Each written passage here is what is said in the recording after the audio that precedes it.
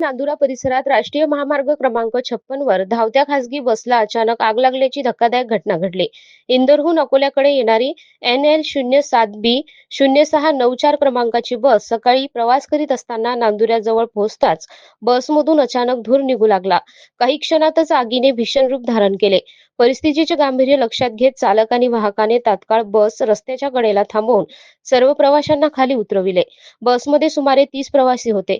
चालकाच्या प्रसंगावधानामुळे सर्व प्रवासी सुरक्षित बाहेर पडल्याने मोठी दुर्घटना टळली. दरम्यान घटनेची माहिती मिळताच नांदुरा अग्निशमन दल तसेच ओमसाई फाउंडेशनची टीम तातडीने घटनास्थळी दाखल झाली. त्यांनी आगीवर नियंत्रण मिळविले.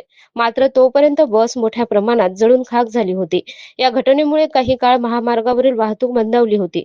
सुदैवाने कोणतीही जीवितहानी झाली नसून आगीचे नेमके कारण अद्याप समोर आले नाही. संबंधित प्रकरणाचा पुढील तपास सुरू आहे.